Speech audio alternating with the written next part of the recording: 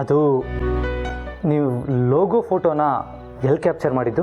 Sir, ಅದು ನಮ್ಮ ಮನೆ ಪಕ್ಕದಲ್ಲಿ ಒಂದು ದೇವಸ್ಥಾನ ಇದೆ, ಅಲ್ಲಿ ತೆಗೆದಿದ್ದು. ಓಹ್ ಗ್ರೇಟ್, ಅದಕ್ಕೆ ಆ ಸ್ಪಿರಿಟ್ ಇರೋದು. Okay Harish, good night. Good night sir, thank you.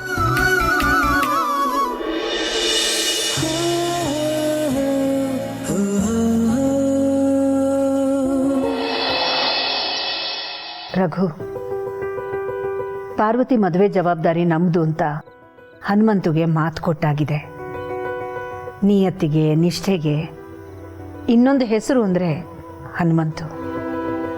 ಅವನು ನಮ್ಮ ಮನೆಗೆ, ನಮಗೆ ಮಾಡಿರೋ ಸೇವೆನ ದುಡ್ಡಿನ ಮೂಲಕ ಅಳಿಯೋಕ್ಕಾಗಲ್ಲ. ಪಾರ್ವತಿ ಮದುವೆನ ಚೆನ್ನಾಗಿ ಮಾಡಬೇಕು. ಹನುಮಂತು ಹೆಣ್ಣೆ ಹೆತ್ತವನು. ತನ್ನ ಮಗಳ ಮದುವೆನ ಹಾಗೆ ಮಾಡಬೇಕು, ಹೀಗೆ ಮಾಡಬೇಕು ಅಂತ ಅದೆಷ್ಟು ಆಸೆ ಇಟ್ಕೊಂಡಿರ್ತಾನೋ. ಅವನ ಆಸೆಗೆ ಬೆಲೆ ಕೊಡಬೇಕು, ಅವನ ಕನಸನ್ನು ಪೂರೈಸಬೇಕು ಅನಿಸುತ್ತೆ. ಹೌದು ಅಖಿಲ, ಹನುಮಂತು ಥರನೇ ಪಾರ್ವತಿ ಕೂಡ ಈ ಮನೆಗೆ ನಿಷ್ಕಲ್ಮಶ ಸೇವೆ ಸಲ್ಲಿಸಿದ್ದಾಳೆ. ಕಷ್ಟನೋ, ಸುಖನೋ, ನೋವೋ, ನಲಿವೋ ಏನೇ ಇರಲಿ, ನಿನಗೋಸ್ಕರ ಅವಳು ತನ್ನ ತನು ಮನ ಎಲ್ಲ ಅರ್ಪಿಸಿದ್ದಾಳೆ. ಖಂಡಿತ ಅವಳು ಒಳ್ಳೇದಾಗಬೇಕು. ಹೌದು ರಘು, ಒಂದು ಕೆಲಸ ಮಾಡೋಣ. ಪಾರ್ವತಿ ಎಂಗೇಜ್ಮೆಂಟನ್ನು ಗ್ರ್ಯಾಂಡಾಗಿ ಸೆಲೆಬ್ರೇಟ್ ಮಾಡೋಣ.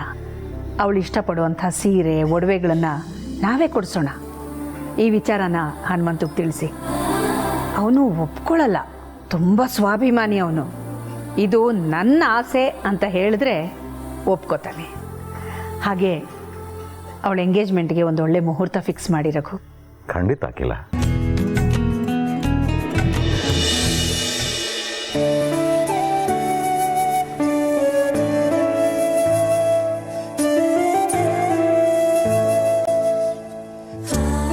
ಏನಪ್ಪ ನೀನೇ ಬಡಿಸ್ಕೊಂಡಿದ್ಯಾ? ಕೇಳಿದ್ರೆ ನಾನು ಬಡಿಸ್ತಿರ್ಲಿಲ್ವಾ? ಇನ್ನೂ ಎಷ್ಟು ದಿವಸ ಅಂತ ನೀನು ನಮ್ಮ ಸೇವೆ ಮಾಡ್ತೀಯ ಮಗಳೇ, ಅದಕ್ಕೆ ಇವತ್ತು ನಾನೇ ನಿನಗೆ ಕೈ ತುತ್ತು ಬಡಿಸ್ತೀನಿ. ಓ ಸೂಪರ್ ಸೂಪರು. ಏನಪ್ಪ ಇವತ್ತು ವಿಶೇಷ? ನಿಮ್ಮ ಅಕ್ಕ ಇನ್ನು ಎಷ್ಟು ದಿವಸ ಇರ್ತಾಳೋ ಗಣೇಶ ನಮ್ಮ ಮನೇಲಿ? ಮದುವೆ ಆಗಿ ಅತ್ತೆ ಮನೆಗೆ ಹೋಗ್ತಾಳೆ. ಚಿಕ್ಕ ವಯಸ್ಸಲ್ಲೇ ಅಡುಗೆ ಕಲಿತ್ಲು. ಅವಳು ಶಾಲೆಗೆ ಹೋಗೋಕೆ ಮುಂಚೆನೇ ಅಡುಗೆ ಮನೆಗೆ ಹಾಕ್ಬಿಟ್ಟೆ. ಇನ್ನು ಮುಂದಾದರೂ ನನ್ನಿಂದ ಇವಳಿಗೆ ಮುಕ್ತಿ ಸಿಗುತ್ತೆ, ಗಂಡನ ಮನೇಲಿ ಸುಖವಾಗಿರ್ತಾಳೆ ಅನ್ನೋ ನಂಬಿಕೆ ನನಗೆ. ಅದಕ್ಕೆ ನಿಮ್ಮಿಬ್ಬರಿಗೂ ಇವತ್ತು ನನ್ನ ಕೈ ತುತ್ತು. ಅಪ್ಪ, ನೀನು ನನ್ನ ಶಾಲೆಗೆ ಕಳಿಸ್ದೆ ಅಡುಗೆ ಮನೆಗೆ ಹಾಕಿರ್ಬೋದು, ಆದರೆ ಅಡುಗೆ ಮನೇಲಿ ಪುಸ್ತಕದ ಪಾಠಕ್ಕಿಂತ ಪ್ರಪಂಚದ ಪಾಠ ಕಲ್ತಿದ್ದೆ ಜಾಸ್ತಿ. ಈ ಕೈ ಸ್ಲೇಟು ಬಳಪ ಹಿಡಿದೆ ಸೌಟ್ ಹಿಡ್ದಿರ್ಬೋದು, ದೊಡ್ಡ ದೊಡ್ಡ ಲೆಕ್ಕಾಚಾರ ಹಾಕಕ್ಕೆ ಬರದೇ ಇರ್ಬೋದು, ಆದರೆ ಸಂಬಂಧಗಳಲ್ಲಿ ಲೆಕ್ಕಾಚಾರ ಹಾಕದೆ ಒಳ್ಳೆ ಬದುಕನ್ನು ಹೇಗೆ ಬದುಕೋದು ಅಂತ ಹೇಳ್ಕೊಟ್ಟಿದ್ಯಾ. ಇದಕ್ಕಿಂತ ಇನ್ನೇನು ಬೇಕಪ್ಪ? ಪಾರು, ನೀನು ಹುಟ್ಟಿದಾಗ ನಾನು ನಿಮ್ಮಮ್ಮ ಜಗಳ ಕಾಯ್ತಿದ್ವಿ ಕಣೆ. ಅವಳ ಥರ ಇದೆಯಾ ಅಂತ ಅವಳು, ನನ್ನ ಥರ ಇದೆಯಾ ಅಂತ ನಾನು. ಇವತ್ತು ನೀನು ನೋಡ್ತಾ ಇದ್ದರೆ ಹೆಮ್ಮೆಯಿಂದ ಹೇಳ್ಬೋದು ನೀನು ಅವಳ ಥರನೇ ಇದೆಯಾ ಅಂತ.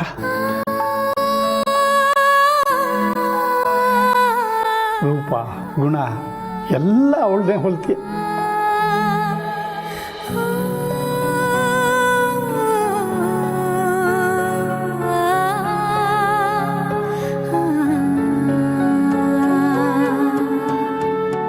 ಅಪ್ಪ, ಮದುವೆ ಆದ್ಮೇಲೆ ಎಲ್ಲ ಹೆಣ್ಮಕ್ಳು ತವ್ರ ಮನೆ ಬಿಟ್ಟು ಗಂಡನ ಮನೆಗೆ ಯಾಕೆ ಹೋಗಬೇಕು? ಈ ಪ್ರಶ್ನೆಗೆ ಏನು ಅಂತ ಉತ್ತರ ಕೊಡೋದಮ್ಮ. ಹೆಣ್ಣು ಎಲ್ಲಿ ಬೇಕಾದರೂ ಹೋಗ್ತಾಳೆ, ಹೇಗೆ ಬೇಕಾದರೂ ಹೊಂದಿಕೆ ಆಗ್ತಾಳೆ. ಆದರೆ ಗಂಡು ಹಾಗಲ್ಲ. ನಿಜವಾಗ್ಲೂ ಅಬಲರಾಗೋದು ಗಂಡೆ. ಏನೇ ಆದರೂ ನಿನ್ನನ್ನು, ಗಣಿನ, ಈ ಅರಸನಕೋಟೆ ಕುಟುಂಬನ ಬಿಟ್ಟು ಹೋಗೋದಕ್ಕೆ ಮನ್ಸಾಗ್ತಾ ಇಲ್ಲ ಅಪ್ಪ. ಅಪ್ಪ, ಅಕ್ಕ ನನಗೆ ಚೇಷ್ಟೆ ಮಾಡೋ ಫ್ರೆಂಡು, ಗಲಾಟೆ ಮಾಡೋದಕ್ಕೆ ವೈರಿ, ಅಕ್ಕರೆ ತೋರಿಸೋ ಅಮ್ಮ, ಪಾಠ ಹೇಳ್ಕೊಡೋಕ್ಕೆ ಟೀಚರು. ಈಗ ಅಕ್ಕ ಗಂಡನ ಮನೆಗೆ ಹೋದರೆ ನನಗೆ ಯಾರಪ್ಪ? ನನಗೂ ನಿನ್ನಷ್ಟೇ ನೋವಿದೆ ಕಣೋ ಗಣಿ. ಆದರೆ ಇದನ್ನೆಲ್ಲ ಹೇಳಿದ್ರೆ ನಿನಗೆ ಅರ್ಥ ಆಗಲ್ಲ. ಅಪ್ಪ, ನಿಮಗೆಲ್ಲ ನೋವು ಕೊಟ್ಟು ಗಂಡನ ಮನೆಗೆ ಹೋಗೋ ಅವಶ್ಯಕತೆ ಇಲ್ಲ ಅಪ್ಪ. ನಂಗೆ ಈ ಮದುವೆ ಬೇಡ ಅಪ್ಪ. ಅಯ್ಯೋ, ಹಾಗೆಲ್ಲ ಅನ್ಬಾರ್ದಮ್ಮ. ಹೆಣ್ಣು ಅಂದರೆ ಹುಟ್ಟಿದ ಮನೆಗೆ ಉಸಿರಾಗಿ, ಮೆಟ್ಟಿದ ಮನೆಗೆ ಬೆಳಕಾಗಿ ಇರಬೇಕು. ಹೆಣ್ಣು ಅಂದರೆ ಸೃಷ್ಟಿ, ಸೃಷ್ಟಿ ಯಾವತ್ತಾದರೂ ವಿರುದ್ಧ ದಿಕ್ಕಿಗೆ ಸಾಗೋದು ನೋಡಿದೀಯ? ಅಪ್ಪ, ನಾನು ಮದುವೆ ಆದಮೇಲೆ ಹೀಗೆ ಪ್ರೀತಿಯಿಂದ ಯಾರಪ್ಪ ತಿನ್ನಿಸ್ತಾರೆ? ಮಗಳೇ, ನೀನು ಹೋಗೋ ಮನೆಯಲ್ಲಿ ಗಂಡನ ಮನಸ್ಸು ತಂದೆಯಾಗಿ ಯೋಚನೆ ಮಾಡುತ್ತೆ. ಅವ್ರ ಪ್ರೀತಿ ಎಲ್ಲವನ್ನೂ ಮೀರಿಸುತ್ತೆ, ಎಲ್ಲ ನೋವನ್ನು ಮರೆಸುತ್ತೆ. ಅಲ್ಲೂ ನಿನಗೆ ಇದೇ ಪ್ರೀತಿ ಸಿಗುತ್ತೆ. ಯೋಚನೆ ಮಾಡಬೇಡ, ಊಟ ಬೇಡ.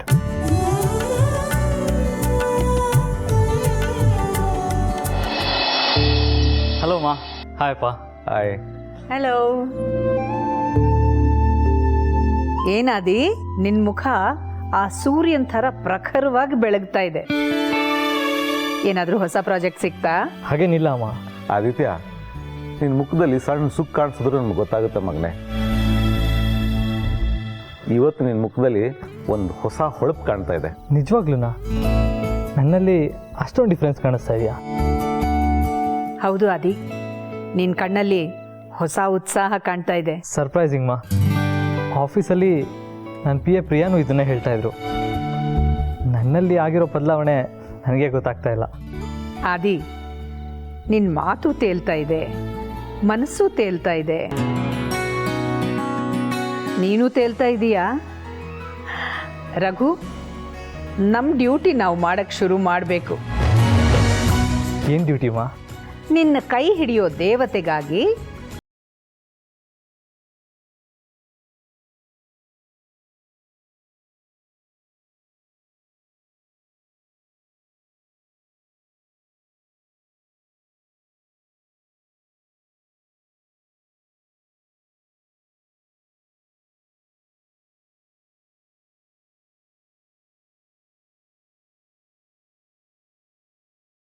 ಪಾರ್ವತಿ ಬ್ರ್ಯಾಂಡ್ ಅಂಬಾಸಿಡರ್ ಆದಮೇಲೆ ಇದು ನಾವು ಅವಳಿಗೆ ಕೊಡ್ತಾ ಇರೋ ಫಸ್ಟ್ ಪೇಮೆಂಟ್ ಚೆಕ್.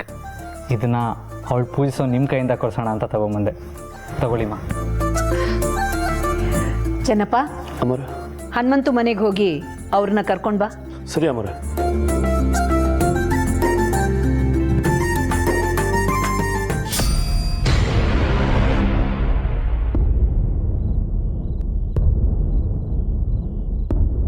ಅದಿ, ಈ ಚೆಕ್ನಲ್ಲಿರೋ ಅಮೌಂಟಿನ ಡಬಲ್ ಅಮೌಂಟ್ಗೆ ಇನ್ನೊಂದು ಚೆಕ್ ಬರೆದು ಸೈನ್ ಮಾಡಿ ಕೊಟ್ಬಿಡು. ಸರಿಮಾ. ಹನುಮಂತು, ಹನುಮಂತು, ಬಾ ಚೆನ್ನಪ್ಪ. ಅಖಿಲ ಮಾರು ಕರೀತಿದ್ದಾರೆ, ಎಲ್ಲರೂ ಬರ್ಬೇಕಂತೆ. ಹೌದಾ? ಅಯ್ಯೋ, ಊಟ ತಟ್ಟೆ ಕೈ ತೊಳ್ದಿದ್ದಾರೆ ಹನುಮಂತು. ಊಟ ಮಾಡ್ಕೊಂಡು ಬಾ. ಅಮ್ಮವ್ರು ಕರಿತಿದ್ದಾರೆ ಅಂದರೆ ಊಟ ಮಾಡ್ಕೊಂಡು ಕೂತ್ಕೊಳ್ಳೋಕ್ಕಾಗುತ್ತಾ? ನಡಿ ನಡಿ.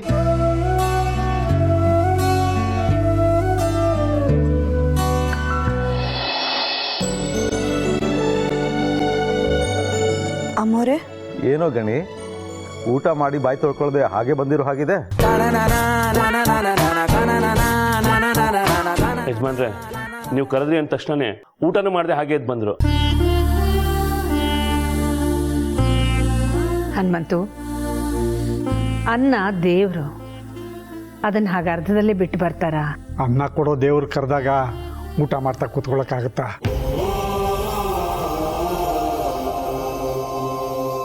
ಸಾರ್ಥಿ, ಕೆಲಸನ ಎಲ್ಲರೂ ಮಾಡ್ತಾರೆ. ಕೆಲವರು ಹಣಕ್ಕಾಗಿ ಮಾಡ್ತಾರೆ, ಕೆಲವರು ಹೆಣ್ಗಾಡ್ಕೊಂಡು ಮಾಡ್ತಾರೆ. ಆದರೆ ನಿಯತ್ತಿಂದ ಕೆಲಸ ಮಾಡೋರು ಬೆರಳೆಣಿಕೆ ಅಷ್ಟು. ಅದರಲ್ಲಿ ಮೊದಲನೇ ಆಗಿ ನಿಲ್ಲೋರು ನೀವೇ ಅನಿಸುತ್ತೆ. ನಿಮ್ಮ ಗುಣನೇ ನಿಮ್ಮ ಮಗಳು ಪಾರ್ವತಿಗೂ ಬಂದಿದೆ. ಅವಳ ನಿಯತ್ತಿನ ಪ್ರತಿಫಲನೇ ಈ ಮೊದಲನೇ ಚೆಕ್. ಅಮ್ಮ. ಪಾರ್ವತಿ, ನೀನು ನಮ್ಮ ಕಂಪನಿ ಪ್ರಾಡಕ್ಟ್ನ ಬ್ರ್ಯಾಂಡ್ ಅಂಬಾಸಿಡರ್ ಆಗಿರೋದಕ್ಕೆ ನಿನಗೆ ಸಲ್ಲಬೇಕಾದ ಮೊದಲನೇ ಚೆಕ್ ಇದು. ತಗೋ.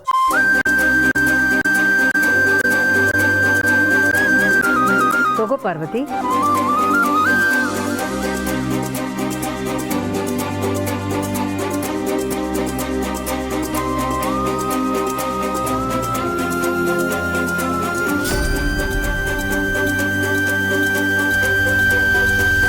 ಪಾರ್ವತಿ, ನಿನಗೆ ಪ್ರತಿ ತಿಂಗಳು ಸಂಬಳ ಎಷ್ಟು ಗೊತ್ತಾ? 1,00,000 ರೂಪಾಯಿ.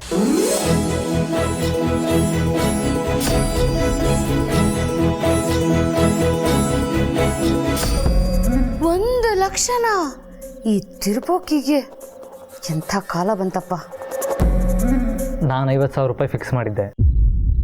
ಅಮ್ಮನೇ ಹೇಳಿ 1 ಲಕ್ಷ ರೂಪಾಯಿ ಫಿಕ್ಸ್ ಮಾಡಿದ್ದಾರೆ. ನಿನ್ನೆ ಕೆಲಸಕ್ಕೆ ಸಲ್ಲಬೇಕಾಗಿರೋ ಸಂಬಳ. ಸಂತೋಷನಾ? ಸಂತೋಷನ ಎಲ್ಲೋ ಬಿದ್ದಿದ್ದ ಕಲ್ಲನ್ನು ತಂದು ಶಿಲೆಯಾಗಿ ಕೆತ್ತಿ ಅದಕ್ಕೆ ರೂಪ ಕೊಟ್ಟೋರು ನೀವು ಅಖಿಲಮ್ಮೋರು. ನಿಮ್ಮ ಕಾಲ್ಗೆ ಸದಾ ನನ್ನ ತಲೆ ಮುಡಿಪಾಗಿರುತ್ತೆ.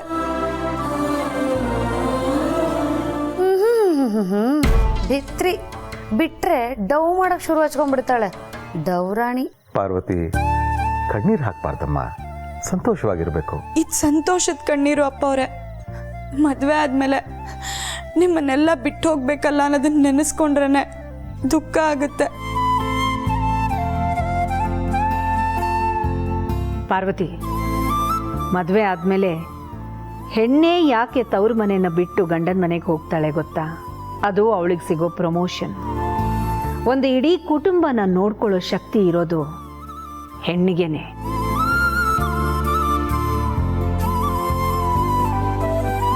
ಅಪ್ಪ ಅಮ್ಮನಿಗೆ ಆಸರೆಯಾಗಿ, ಗಂಡನ ಕನಸಾಗಿ, ಅತ್ತೆ ಮಾವನ ಬೆನ್ನೆಲುಬಾಗಿ, ಮಕ್ಕಳ ಭವಿಷ್ಯವಾಗಿ ಹೆಣ್ಣು ನಾನಾ ಪಾತ್ರಗಳನ್ನು ನಿರ್ವಹಿಸ್ತಾಳೆ. ಮದುವೆ ಅನ್ನೋದು ಒಂದು ಮನೆನ ಬಿಟ್ಟು ಇನ್ನೊಂದು ಮನೆಗೆ ಹೋಗೋ ಪ್ರಕ್ರಿಯೆ ಅಲ್ಲ, 2 ಕುಟುಂಬಗಳನ್ನು ಒಂದು ಮಾಡೋ ಮಹತ್ ಕಾರ್ಯ. ಅದು ಈಗ ನಿನ್ನ ಪಾಲಿಗೆ ಬಂದು ಸೇರಿದೆ. ಅದನ್ನು ಸಂತೋಷದಿಂದ ಸ್ವೀಕಾರ ಮಾಡಬೇಕೇ ಹೊರತು ದುಃಖ ಪಡಬಾರ್ದು. ಈ ಜವಾಬ್ದಾರಿನ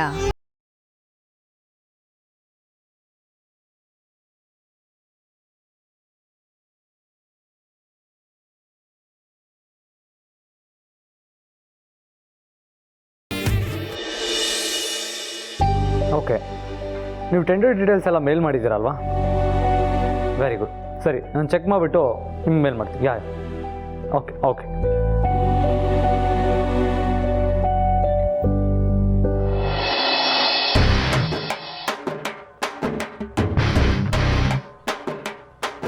ಆದಿ ಮಾಮ, ಕಾಫಿ. ನನಗೆ ಕಾಫಿ ಬೇಕು ಅಂತ ಯಾರು ಹೇಳಿದ್ರು? ಅದು ನಿನ್ನ ಮನಸ್ಸು ಕಾಫಿ ಬೇಕು ಅಂತ ಕೂಗ್ತಾ ಇತ್ತು. ಅದು ನನ್ನ ಮನಸ್ಸಿಗೆ ಕೇಳಿಸ್ತು. ಅದಕ್ಕೆ ಬಿಸಿ ಬಿಸಿ ಕಾಫಿ ಮಾಡ್ಕೊಂಡು ತೊಗೊಂಡು ಬಂದಿದ್ದೀನಿ. ನನ್ನ ಮನಸ್ಸು ಕಾಫಿ ಬೇಕು ಅಂತ ಅನ್ನಲಿಲ್ಲ, ಒಬ್ಬನೇ ಇರಬೇಕು ಅಂತ ಅಂತು. ಇಲ್ಲ ಮಾಮ, ಕಾಫಿ ಬೇಕು ಅಂತ ಹೇಳ್ತು, ನಂಗೆ ಕೇಳಿಸ್ತು. ಸರಿ, ಅಲ್ಲಿಟ್ಟು ಹೋಗು, ನಾನು ಆಮೇಲೆ ಕುಡಿತೀನಿ. ಅಲ್ಲಿಟ್ರೆ ಆರೋಗತ್ತೆ, ಆರೋದ್ರೆ ಸ್ವಾದ ಕಮ್ಮಿ ಆಗತ್ತೆ, ಸ್ವಾದ ಕಮ್ಮಿ ಆದರೆ ಪ್ರೀತಿ ಕಮ್ಮಿ ಆಗತ್ತೆ ಮಾಮ. ನನಗಿವಾಗ ಕಾಫಿ ಕುಡಿಯೋ ಮೂಡಿಲ್ಲ. ಮೂಡ್ ಬರಲಿ ಅಂತ ತಾನೇ ನಾನು ಕಾಫಿ ಮಾಡಿರೋದು. ಈ ಕಾಫಿ ಕೊಡೋದು ನೋಡು, ಆ ಪಾರು ಮಾಡೋ ಕಾಫಿ ಕಲ್ಗಚ್ ಥರ ಅನ್ಸುತ್ತೆ. ಗಾಡ್ ಪ್ರಾಮಿಸ್, ಬೇಕಾದ್ರೆ ಟೇಸ್ಟ್ ನೋಡು. ಕೊಡು.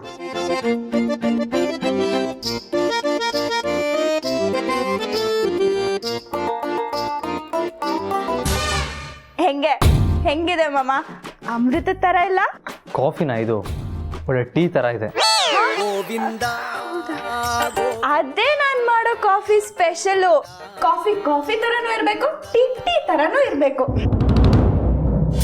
ದೊಡ್ಡಜ್ಮನ್ರೆ, ಕಾಫಿನೂ ಆಯ್ತು, ಟೀನೂ ಆಯ್ತು, ಹೋಗ್ತಾ ಇರೋ. ಪಾರ್ವತಿ, ಕೊಡಿಲಿ.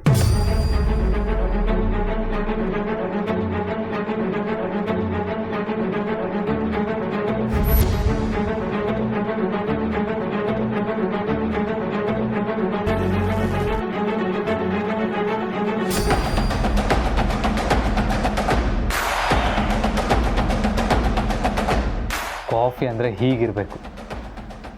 ಕಾಫಿ ಥರನೇ ಇರಬೇಕು, ಟೀ ಥರ ಅಲ್ಲ. ಅಂದ್ರೆ ನಾನು ಮಾಡಿರೋ ಟೀ ಅಲ್ಲ, ಕಾಫಿ ಚೆನ್ನಾಗಿಲ್ಲ ಅಂತ ನಮ್ಮಮ್ಮ. ನಾನೆಲ್ಲ ಹಾಗಂದೆ. ತಗೋ, ನೀನೇ ಟೇಸ್ಟ್ ಮಾಡಿ ಹೇಗಿದೆ ಅಂತ ಹೇಳಿ.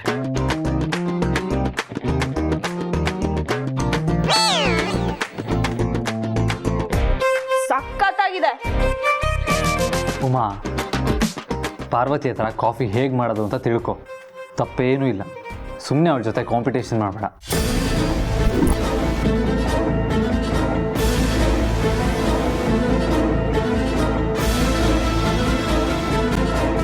ಪಾರ್ವತಿ, ನೀನು ಈ ಕಾಫಿ ಕೊಟ್ಟು ನನ್ನ ಟೆನ್ಷನ್ ಎಲ್ಲ ದೂರ ಮಾಡಿದೆ.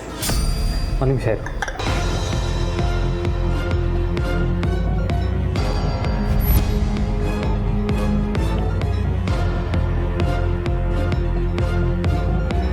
ಪಾರ್ವತಿ, ನೀನು ನನಗೆ ಒಳ್ಳೆ ಕಾಫಿ ಕೊಟ್ಟಿದ್ದಕ್ಕೆ ನಿನಗೆ ಈ ಚಾಕ್ಲೇಟ್.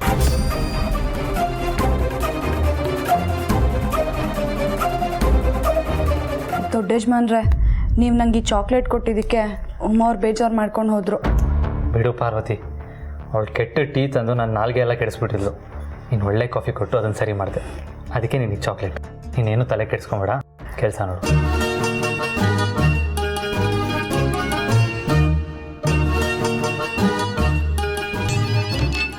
ನನ್ನ ಮುದ್ದು ಮರಿ ಉಮಾ ಸೆಟ್ಲಾಗಿ ಅಂತ ಕಳಿಸ್ದೆ, ಇವತ್ತೇ ಸೆಟ್ಲಾಗೋಕೆ ಹೋಗ್ಬಿಟ್ಲೋ ಏನೋ. ಅಯ್ಯೋ, ಏನೇ ಮುದ್ದು ಮರಿ, ಕಾಫಿ ಕೊಟ್ಟಿಯಾ? ಆದಿತ್ಯ ನೀನು ಚೆನ್ನಾಗಿ ಮಾತಾಡ್ಸಿದ್ನಾ? ಕಾಫಿ ಚೆನ್ನಾಗಿದೆ ಅಂತ ಹೇಳಿದ್ನಾ? ಅತ್ತೆ ನೋಡು. ಅಯ್ಯಯ್ಯೋ, ಇದೇನೆ ತಗೊಂಡೋಗಿದ್ ಕಾಫಿನ ಹಂಗೆ ವಾಪಸ್ ತಂದಿದ್ಯಾ? ಆದಿತ್ಯನ್ ಕೊಡು ಅಂತ ತಾನೇ ಕೊಟ್ಟು ಕಳಿಸ್ದೆ, ಯಾಕೆ ಕೊಡ್ಲಿಲ್ಲ? ಅತ್ತೆ, ನಾನು ಆದಿ ಮಾಮಂಗೆ ಇನ್ನೇನು ಕಾಫಿ ಕುಡಿಸ್ಬೇಕು ಅಷ್ಟ್ರಲ್ಲ ಪಾರು ಬಂದು ನಮ್ಮ ಪ್ಲಾನ್ ಎಲ್ಲ ಹಾಳು ಮಾಡ್ಬಿಟ್ಲು. ಏ ಪಾರ್ವತಿ, ಬಾರ ಇಲ್ಲಿ. ಆದಿ ಮಾಮ ಚಾಕ್ಲೇಟ್ ಕೊಟ್ಟಿದ್ದು ನಂಗೆ.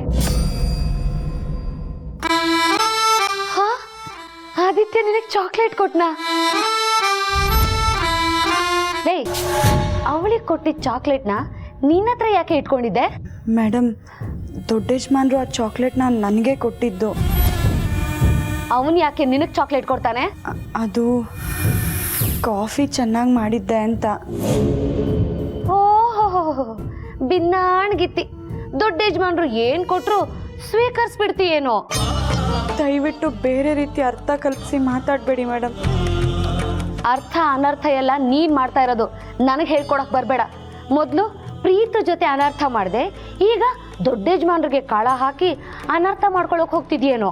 ಮೇಡಮ್, ನಾನು ಯಾವತ್ತೂ ಯಾರನ್ನೂ ಆ ರೀತಿ ಕಣ್ಣೆತ್ತಿ ನೋಡ್ದೋಳಲ್ಲ. ನನ್ನ ಮನಸ್ಸಲ್ಲಿ ಆ ರೀತಿಯೆಲ್ಲ ಭಾವನೆಗಳಿಲ್ಲ. ದಯವಿಟ್ಟು ಏನೇನೋ ಮಾತಾಡಬೇಡಿ. ಈ ಸದಾರಾಮೆ ನಾಟಕನೆಲ್ಲ ಈಗ ಶುರು ಮಾಡಬೇಡ ನೋಡೆ. ನಮ್ಮ ಉಮನ್ ದಾರಿಗೆ ಏನಾದರೂ ಅಡ್ಡ ಬಂದ್ರೆ ಸರಿ ಇರಲ್ಲ, ನೆನ್ಪಿಟ್ಕೋ. ಏನ್ ನೋಡ್ತಿದ್ಯಾ, ಹೋಗೆ.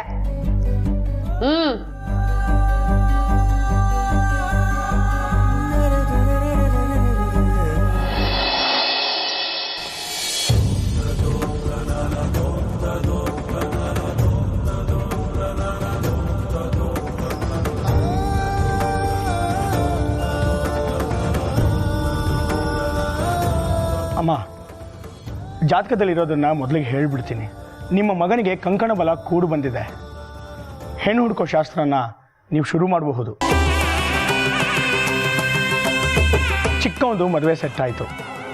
ದೊಡ್ಡವನ ಮದುವೆ ಹೇಗೋ ಏನೋ ಅಂತ ನಿಮ್ಮ ಮನಸ್ಸಲ್ಲಿ ಕಳವಳ ಉಂಟಾಗಿರುತ್ತೆ. ಆದರೆ ಅದಕ್ಕೆಲ್ಲ ಪರಿಹಾರ ಸಿಕ್ತು ಅಂತ ಈಗ ಜಾತಕ ಹೇಳ್ತಾ ಇದೆ.